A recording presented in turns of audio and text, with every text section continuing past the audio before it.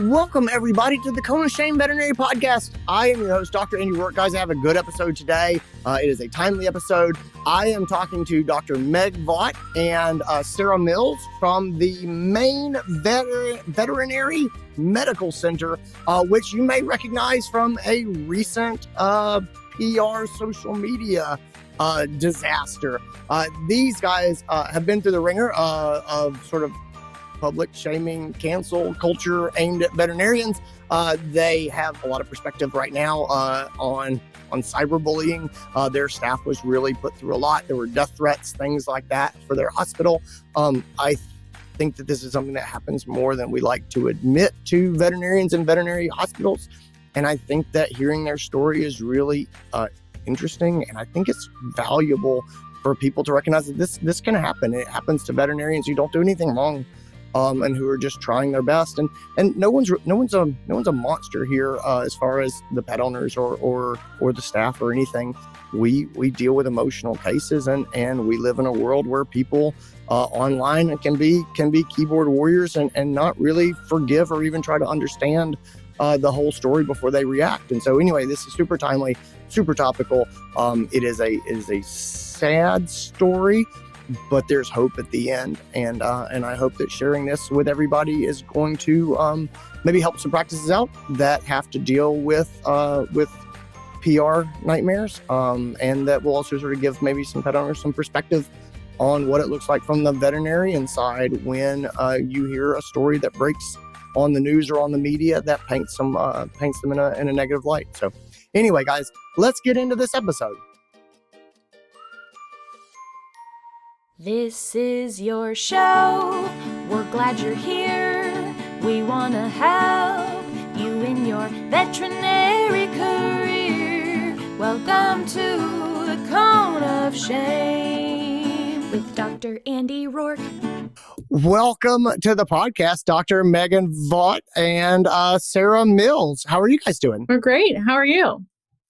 I'm doing really well. I'm glad to be able to talk to you.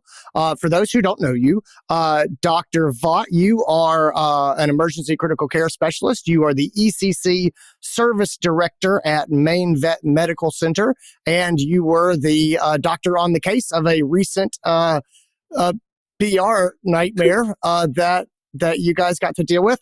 Sarah, you are the director of marketing and communications at Rare Breed, or at Maine Vet Med Center specifically?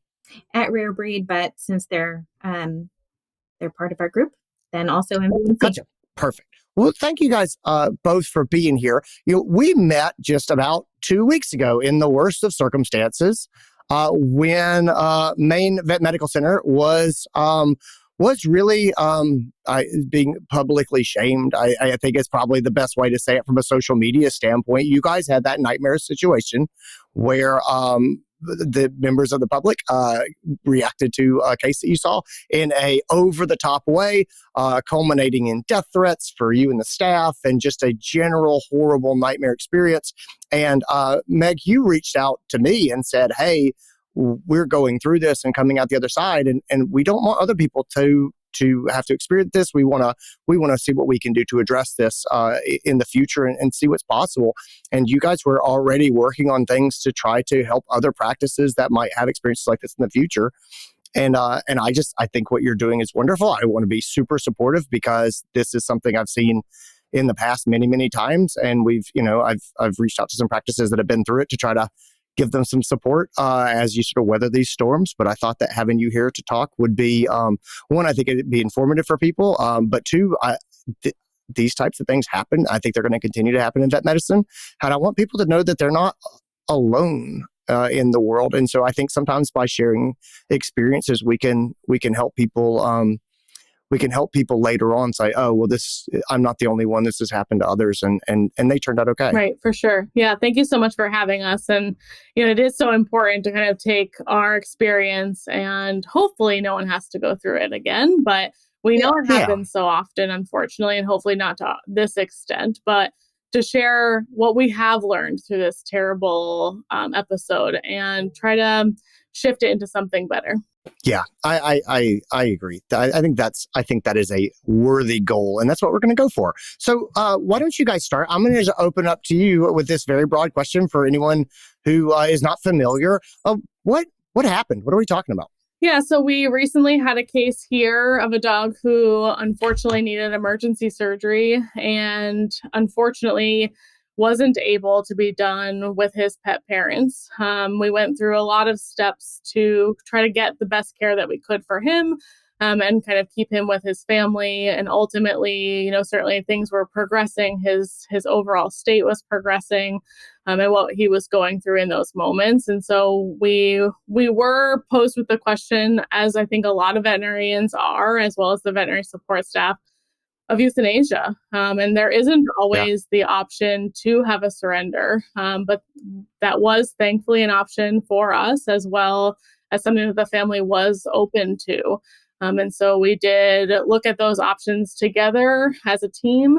They did elect to move forward with surrendering it to another individual. And then the dog thankfully did have the procedure that he needed to have to continue to recover and heal from what was going on. One of the reasons that I was sort of struck by this, and I've been thinking a lot about it and about you guys, is how common this is. And I'm just going to go ahead and own it and say, it was just a couple of weeks ago, and I had a case came in, and a dog that was hit by a car, and its front leg was run over, and it had a fractured radius and ulna, and the owner did not have the resources to do the surgery. And then you're looking at this 9-month-old dog and going, what do we do here? And so we had that conversation, and the owner made it easy for me because she said to me, I don't really want this dog. She said, someone gave me this dog and I didn't want the dog.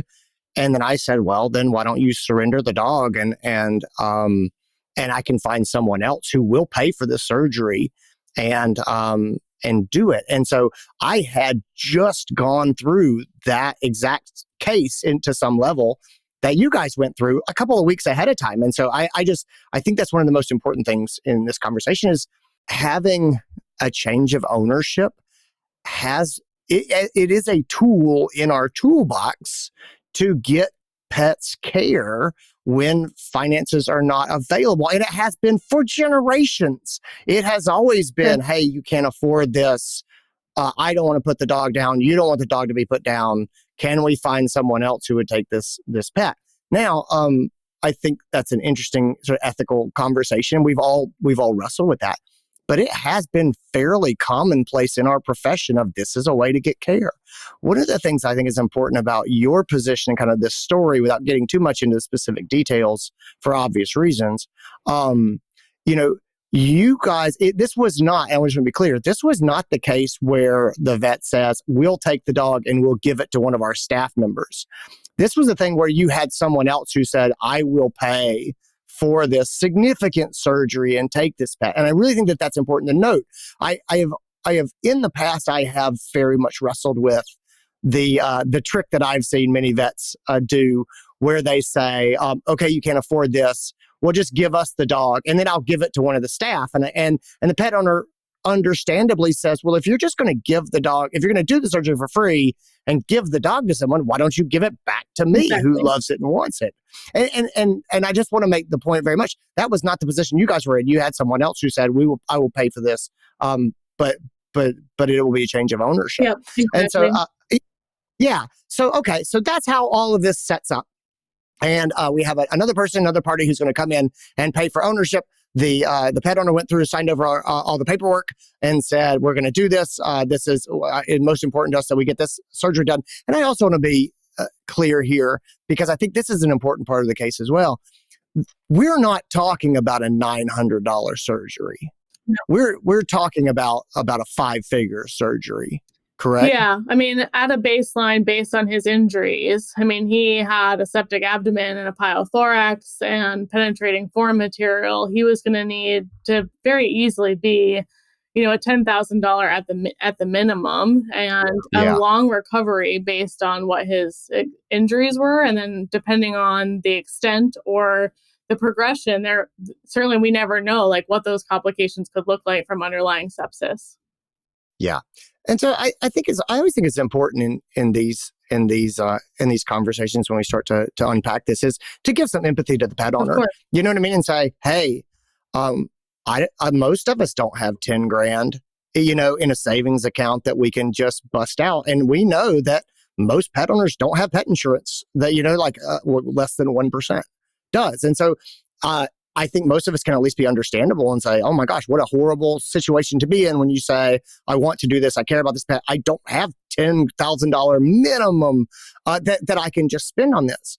And what a horrible, upsetting experience for that person. And I just think that's important to put on the table and say, I think that we can all empathize with that.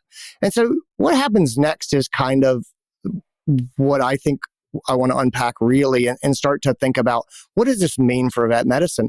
And so it sounds like everything is often going as planned. And there, you guys, it sounded to me that when you and I originally talked about it, you dotted all your I's, you crossed all your T's, you had a contract that said, hey, this is what's going to happen. Everyone understands that, there was very clear expectations. And so you went through the work, you signed the contracts, you made the transfers, you do the surgery, which honestly, Meg, did you do the surgery? I did not, no. Okay. So props to that person. Because the septic abdomen, pyothorax, just nasty, horrible thing. And they got a good outcome, which was great and not at all guaranteed going in. So successful surgery, but then things started to go sideways. So tell me about how that went down. Yeah. So like you said, ultimately the goal of him having, a happy and healthy life, he was recovering very well. All of those pieces are super important. Obviously, the family's goal, our goal. And so, that's where we were kind of, hoping it was going to stay. Unfortunately, one of the area networks picked up a very one-sided news story, which then very quickly went viral all over social media and the news and whatnot, which led to a lot of backlash to the hospital.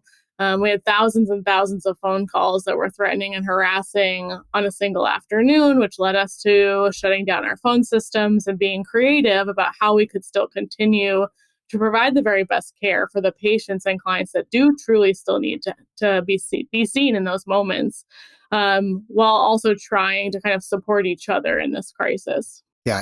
Okay. So to put this in perspective, because this is what really kind of blew my mind. You told me you had 3,200 phone calls in one day. I don't even know what that looks like. So tell me that, like, honestly, like at the front desk, what did that look like? I mean, just the phones, just as soon as they were hung up, they would ring again, all the lines blown up all day. What does that look like? Yeah. So, and this was mostly started kind of like midday. So it's really only like in a half a day. But we normally have 10 phone lines. They were running faster than you could pick them up. There were botted phone calls. So I've never really had experience with that prior to this, but it's programmed to dial as soon as it's hung up and it just keeps dialing, which is crazy. There's always another person on the other side of the call, but it just kept continuing. And really the lobby and our like client care area, our reception and the very front of our hospital looked like probably the best concert you've ever been in, with the entire staff there to help support and facilitate the movements that we needed to do, which was both get the actual patients that were here in the parking lot the care that they needed, as well as to support the client care team who has to listen to all of this negativity, to be able to kind of take a step back and spread out all of that a little bit so that we could tease out the calls that truly needed to come through. Well, how did you do that? How did you separate the actual clients calling saying, I need a medication refill. My pug needs his nails trimmed. And you're separating that from 3,000 angry phone calls from people who found you on the internet. How do you do that? We had to pick up every single phone call. Eventually, we turned our phone straight to voicemail. And had to be very creative about how can we have clients, tell us that they're here and need care, which we had to be able to create about and didn't want to put on social media the solution so that wasn't also getting bogged down. But we did certainly have to pick up those calls for many hours until we finally just said, we have to go to voicemail. And then we still have to listen to those voicemails to find the clients who do need their refill or have a question from a recent discharge. Oh my gosh. What was the situation like in the building? Were clients there going on just like normal? Were there picketers? Like, was there people who actually showed up to make life hard in person, or was this 100% sort of a virtual outside the building thing? I would say it was very much mostly virtual and outside and phone calls and that sort of thing. That makes me feel good. Keyboard warrior. There were many very specific threats, unfortunately. So we did have local police department 24 hours a day here at the hospital for about 10 days. We did have normal movement and normal clients arriving. We're currently still curbside. So we had people kind of coming up, whether they're there for a specialty appointment or through the emergency room. So those processes were still happening as normal. There were a few people who had just like coincidentally seen it on social media or on the news while they're sitting in the parking lot and asked questions. But a lot of our truly wonderful clients and patients was just an outpouring of support, even in those actual moments. So tell me about that. What did it look like? What did the clients sort of do? What did the supportive clients do exactly? And then like, how was that received by the staff? I think it was a refresh when things were a little bit more shifting, that there were a few positive things coming through, but certainly those were drowned out by the thousands of negative things initially. But some clients just wrote emails and to say, hey, you have always treated my dog wonderful, or I only have my dog because of this particular case or doctor. So I think that was really uplifting for a lot of the team, regardless of what their role was, which was really important. I do find also, I don't know if it's coincidental or not, but clients were very patient and very kind that whole week. That the ER could have been very backed up, but everyone was super appreciative that because we never closed, we were always here to be able to still get the care that they needed. That does make me feel good. I think I really like and want to believe that when these things happen, it is this outside keyboard warrior existential thing, and your actual clients tend to know better, and the experience you have with face-to-face people who come in and see that you're a human being, that tends to be different. So I feel a little bit validated in having that belief, and that makes me feel good. How long was the onslaught really going on? So this was I said you've got this day and you've got 3,000 people that call. Did that last for a day? Did it last for 5 days? Kind of just general before it started to taper off and people seemed to kind of lose their enthusiasm for just being horrible to a stranger. Yeah. I would say probably 24 hours. We were on voicemail after a couple of, probably 5 to 6 hours. We went to voicemail.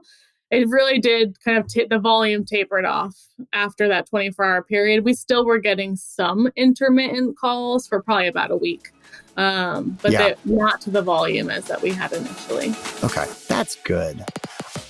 Hey everybody, I just want to jump in real quick with a couple of updates. Gang, before I do though, I got to get a shout out, I got to get some love to Banfield, the pet hospital. Guys, they have stepped up and supported us in getting transcripts for both this podcast and the Cone of Shame Veterinary Podcast, which is the other podcast that I host. They do it to increase accessibility and inclusion in our profession. That is a big point for them right now, is something that they are doing for our whole profession and industry. And they stepped up and put their money where their mouth was and said, how can we help you? And I said, hey, this is a thing that people have asked for. And it's a big lift for us. And Banfield said, we got you, buddy. And they have made this happen. So if you want transcripts for our podcast, we got them. Head over to unchartedvet.com. You can see all of our podcasts and you can see transcripts for those there. Feel free to share them, help us get the word out. But I just got to give some love to Banfield because they didn't have to do that, but they did, and it is awesome. So thanks to them. Over on the Uncharted Veterinary Conference side of the house, guys, we have a workshop coming up on July the 13th with my friend, Brett Canfield. If you don't know Brett, you're missing out. He is awesome. He is such a fun, interesting person. He has great insights on what motivates people and the psychology of management. And he is doing a workshop on managing a negative team member. I know none of you guys work with a negative team member. I know you don't have anyone in your practice who's good at their job, but their attitude leaves something to be desired. And you would like to coach that person or work with that person or motivate that person or try to get a change in that behavior to get that negativity turned around, just to make the person more successful in your practice. Guys, this workshop is open to everybody. It is free to Uncharted members. If you don't have your Uncharted membership yet, you should really think about that. It is $99 to the public. I put a link in the show note, or you can head over to unchartedvet.com and see all of our workshops coming up. But that is on July the 13th with Brett Canfield. Don't want to miss that on the Uncharted Veterinary Podcast, which is the other podcast I do with Stephanie Goss. We are talking about help. My practice doesn't write up soaps. We got a letter in our mailbag from somebody who went to a practice and they like it, but the doctors don't write up medical records. What is this person going to do? Is this a deal breaker? Do we leave? Do we say something? What do we say? That's what's happening on the Uncharted podcast. Last but not least, if you have not grabbed the copy of my new training course, it is the on-demand course. You can find it in the store at drandyroark.com. It is my exam room toolkit course. It is 17 tips, tools, and hacks for you to train your staff or yourself on how to work effectively in the exam room, how to enjoy being in the exam room, how to set clear expectations, how to manage the clients that are there, and how to get the best patient care done for those patients who walk through your door. Guys, head over there and check it out. It is an on-demand course. You can get it whenever you like. It is made to be done with teams, but individuals can 100% go through it as well. I hope you'll check it out. Let's get back into this episode. Tell me about other veterinary professionals reaching out. You guys heard from other people in the profession, correct? The outpouring of love and support from everywhere around the world is really, really wonderful. And I think really what helped everyone get through this. So just a huge thank you to anyone and everyone who's out there. Our walls currently are like smattered with all of the cards that we received. There was donuts delivered from Michigan. There was, so much love and support coming even from around the globe, never mind just the country. So it was wonderful. Yeah, that's amazing. What's it like managing the staff through something like this? What was their experience? I'm talking about your technician, your assistants, and we can talk about the front desk as well. I know everybody was helping pick up phone calls, but yeah, help me get my head around that. What was it like to keep people going during a time like this? Yeah, I think certainly there's a lot of anxiety because the world is tricky nowadays. The threat actually might hold weight. And I think that is a hard thing to manage in the moment or to process mentally. But they did truly rally to say, we need to be here for the patients that need us. Here in Maine, we don't have 30 emergency rooms around the area. There's us and one other major resource for patients that need care or specialty, care. So I think it is and was really important that we are always present for those that need us. And that's really where they kind of stuck into, which was great, to just be there and be present for the patients that we need and to rally together as a group that we're pretty great. They're doing some great things every day, and it's something to be proud of. We know what our goal was and that what our mission was to help that dog as well as all of our patients, and to try to just kind of stay in that mind frame rather than get into the negativity. Did you have anybody who just said, I don't feel safe coming in to work? Yeah. Unfortunately, we did have a couple people who elected to stay home or whatnot. Yeah. Thankfully, like I said, the surrounding police departments were great with their presence, which I think really did help people. Yeah. Just that we always had added support. Yeah, I think that would have an impression on me if I was going in there. So I think that's wonderful that they were willing to do that. So you've gone through this experience, and it was pretty awful. Talk to me about resources that you used, support that you got. What was helpful to you guys in sort of keeping your spirits up, first of all, but also just navigating the situation that was going on? Because guys, we don't get any training in social media, cyberbullying attacks. how was that experience? I'm sure that you probably didn't have you're like, oh, I have a long history of dealing with this. No, I don't think most of us do. Talk to me about picking up those skills on the fly? Yeah, it's tricky. I would say, having personally been through it, and I'm sure there are plenty of people who are not as lucky as I am to have someone like Sarah Mills here. But having those resources, and I think truly, you said it earlier, that you're not alone. It is very isolating, even though there's tons of people around you, to be the point person for what you thought was doing the very best thing that you could for that pet. And that's really tricky. And so I think knowing that you're not alone, there is a great profession out there and everyone has your back, and truly sees what you're doing and what is the important pieces to this story. But knowing, because I certainly didn't, knowing that there are great resources out there with NOMV and AVMA and having some of these cyberbullying task force and resources out there. We are working very closely with NOMV to truly make kind of a crisis folder for further resources in cyberbullying. I mean, I can certainly have Sarah talk a little bit more about that, but I think for me too, one of the really important pieces is to kind of try to bring humanity back into veterinary medicine. Like you said, the clients that are there in person know that you are a person, that you are here. And it's so easy to go behind a screen or a keyboard or a phone call. And we're not remembering that, yes, we're a veterinarian or a technician or someone who works in client care, but we all are people who care very much about the medicine that we're providing and the patients. And we want to partner with these families to do truly what we all started out to do. Yeah. I've never had an experience at all like what you guys went through, but I have been unpopular on the internet in times. And I'll tell you, it feels terrible. And it is hard to explain to someone who has not been through it, because they go, oh, well, you just ignore those people. They call and that you can blow them off. And I go, man, when it's someone coming after you, and you feel that your reputation and all the things that you have done in the past are being destroyed and just disregarded, and that you've worked so hard to be helpful, and to have that just absolutely crapped on, it makes you feel so terrible. And the comment I made to another doctor when I was first looking at this, I'll just tell you, it was no good deed goes unpunished, and you just feel so bad. You feel like if I hadn't tried to help, if I hadn't pushed so hard, I wouldn't have to deal with any of this. And like, that is just this extra kick in the gut that I just think it just, I know it's so tough.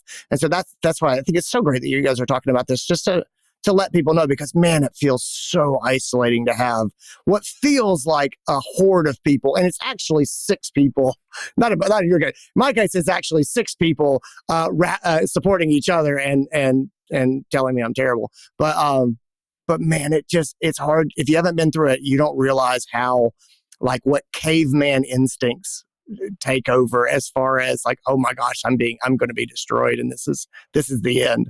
So I think that's I think it's wonderful that you guys are doing this. Have you made any changes having gone through this? I'm just curious. I don't, anytime I would have a situation like this, I'd always go and say, well, what am I going to do differently next time? Or what changes would I make in the future? And so for those of us looking from the outside, were there things afterwards you were like, yeah, I would do this differently next time? I think no, and I think we've certainly chatted as a group as far as, continuing to work really closely with our, rescues and shelters in the area, and what are those payment resources that we can use, or how can we have a better conversation about pet insurance and things like that, so that it's more about preventing and preparing rather than the scramble in the end. Because certainly we don't want anyone to have to be in this situation, but emergencies come up. And as we both know, routine medical care can be expensive. And so how can we look to doing that a little bit differently so that we can have better pet parent education and community knowledge for what the value and the true cost of veterinary medicine is? If you could go back right now and give yourself one piece of advice right when the phone started to ring? Like it like it's lunchtime, but you're like, boy, it's been a quiet day today. And the first angry phone call comes in. If you, Meg, could pop your head through time and space and whisper something into your ear, like what piece of advice would you give yourself as you started to go through this experience? I think it's hard because I don't know that I completely know the answer yet. I am someone who needs to try to bring it into something positive, which is what has been kind of our next mission. But I think in that moment, I probably would try to tell myself, don't take it personally, because that's definitely how it felt. And it's very isolating, even though you have everyone's support. Sarah, you, I don't know, I can't imagine that you have experience with things like this either. If you could go back and give yourself as the director of marketing and communications, what piece of advice would you give yourself right when things started to be nasty? I think I'm right there with Meg. It's hard to say what you'd say to yourself in that exact moment, other than don't take it personal, because it is personal, right? It feels very personal in that minute. And our number one priority was, let's take care of the pets that are here, the ones that need to be seen. Let's make sure that we can do everything in our power to stay open and to get the care to those pets that need us and those pet parents. And after that, right, the safety of the staff and the teams, making sure that everyone here is safe. So it does feel very personal in that minute when you're going through all that. I don't think that we could have done anything different in the way that we managed the crisis at the time, because I think our client service team, our technicians, our vet assistants, our veterinarians, everyone was so professional and just really stuck to making sure that everything was done 100% to the best of our ability here, right? Making sure that our clients in the parking lot were safe. We were definitely in crisis mode, which is something that we never prepared for, never considered something that would happen to our hospital, to our little state of Maine. And it just shows that it can happen. It can happen anywhere. And that's why we want to share our story. This is really important. Like you said, this happens everywhere and all the time. And we dug our heels in and we said, we're done. We're not gonna be bullied, and we're not gonna bully the bully. So we're not gonna come at it with any sort of perspective that would hurt the client or any of our clientele or our community. We want to use this as a jumping off point to really support our veterinary community, our pet parents, and use this as a positive. When you say, we really focused on the pets that were in the building, it reminds me of the Viktor Frankl quote, someone with a why can accomplish any how. I'm paraphrasing, but it's something like that. Do you think that having that focus on the patients who were in the building, did that give you a sort of a sense of purpose or something to kind of put your head down and kind of work on that was beneficial? I think so. And I think especially for the rest of the team is to kind of continue their normal day-to-day, even though we might have to jump through a couple extra hoops to make sure that the normal phone's ringing. How can we do that differently so that we can still know who's here and who needs that care, and how can we communicate differently? But I think it did really help them focus on their ultimate mission and what their day-to-day goal is and why they come to work. And that's so important. Yeah. I started to think a lot about after our first conversation and trying to make things better and sort of digging in your heels, as you said, and saying, we want to make a difference with this. And I thought, what do you do about these things that are it's almost like a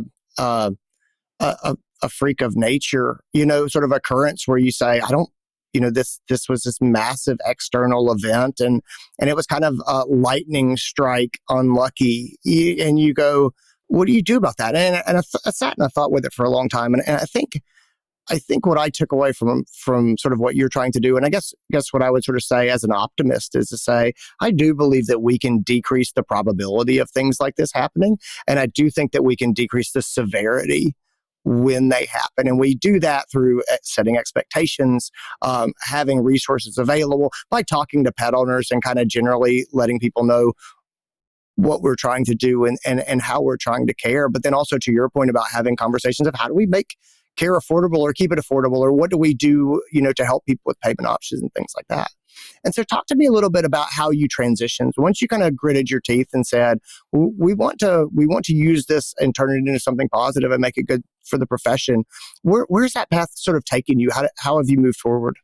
So far we are meeting with a number of groups of people to kind of form different type of paths and resources, like we said, including NOMV, other companies and AVMA and things like that, to really work on, education of all the communities. So whether that be our surrounding pet parents or future pet parents, as well as us as veterinary professionals, like how can we have these conversations? What are the resources out there? If this, gosh forbid, does happen, what are these resources that you can use if you are faced with this type of situation? Because I certainly didn't know. We learned a lot of things, certainly even using our own crisis management team, of how do we go about this?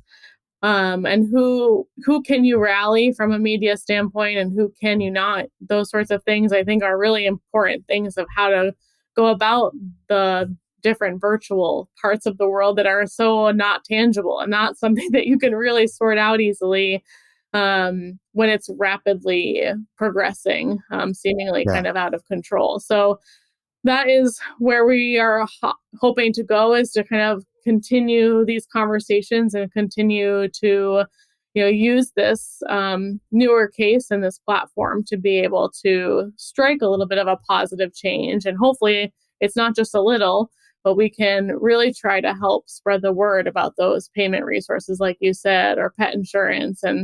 And we have a community that has rallied together. Let's unite and use this together for what the future can look like, so that we can step out of the current crisis that we all are in, and unrelated to this case, but the whole NOMV and the mental wellness and those sorts of things.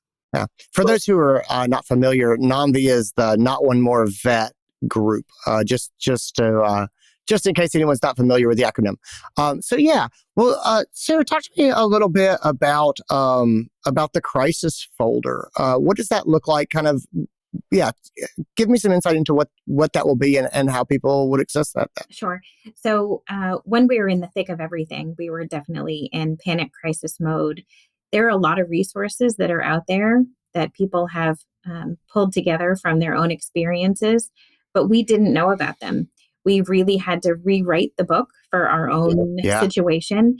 And so the purpose of the crisis folder is really to empower all the veterinary teams to have something. Hopefully you never need it, but gosh, if you're ever in a pickle, here's what you do. Here's this folder. Here's how you turn off your social media. Here's how you turn off reviews for your hospital, because we saw numbers plummeting, right? It was coming at us from all different aspects. It was coming at us from the phone calls, text messages. People were stalking our website, reaching out to people directly, finding their names. We were getting blown up on Facebook, on LinkedIn, on Instagram, on TikTok. People were going to our corporate pages and reaching out to our accounting teams and threatening them. So it was an assault from all the different angles. And so what we're really hoping to do in this crisis is to put everything in one place and share these resources with every single practice that's out there, so they have the resources at their fingertip. And hopefully if they do have this type of situation, it's a much more mild version. But we really want to incorporate all the different resources that are out there, from AVMA, DVM 360, the NOMV group. There are so many different crisis resources that are out there that people don't know about. So we have the power of sharing one to many, and then many to many. And eventually everyone will have this and be prepared. Yeah. Where can people find this? Where is it going to live? It's still under construction. We actually are under construction. We're just starting it now, and we're looking for people to join in, share their resources, and then once we have it all in one collection, then we'll ask everyone to share it with their people so that it can get shared out with all the people. One important lesson that we learned is NOMV, if you do, gosh forbid, need it now, NOMV does have some resources. It's just not published on their website for obvious reasons. But it is certainly available upon request. You just need to know to reach out to them, which was an important lesson that we learned as well. How did you reach out? Is it and they have traditionally been a Facebook group. I know that they're expanding and doing on other things. Were you a member of the group? I wasn't, no. One of our doctors here actually was resident mates with one of their team members, and then Sarah's been in touch with them. So part of kind of just everyone's outpouring of love and support has really connected a lot of team members and different avenues. Well, that sounds absolutely fantastic. I'm going to put a link to NAMV and to the AVMA resources in the show notes so people can have that sort of stuff. When you guys get the crisis folder and your resources together, let me know and I will shout them out here on the podcast. And then also we'll push them through the Dr. Andy Roark social media and stuff like that to help get the word out, because I'd really love to support you. Thank you both for making time to be here. And I know this was not a fun experience. I think that sharing it with other people can be valuable. I think sort of my point that I like to make to people is I know how horrible this can feel to be targeted online. This too shall pass. I think that that's an important part, but there are things that we can do to protect ourselves and make it better. So thank you guys both for being a light in that darkness and for helping our profession grow and be better. Well, thank you so much for having us. And that is our episode, guys. I hope you enjoyed it. I hope you got something out of it. Thanks again to Meg and to Sarah for being here. Again, my interest in this, my hope here is to make people who have experiences like this feel like they're not alone. To highlight some resources that can be helpful to veterinarians or vet clinics that are going through experiences like this, and just to sort of humanize veterinarians in the eyes of the public as they deal with some of the nastiness that manifests from online. If something like this does happen to you, I think some of the big takeaways are this too shall pass. You're not alone. These things sort of happen. It is a challenge in the work that we do, trying to keep our clinics going and also do what is right with the costs of medicine rising as they have in the last couple of decades. So anyway, guys, complex problem, but I do see light ahead, and I think things can get better. So anyway, guys, take care of yourselves. Be well. Talk to you later.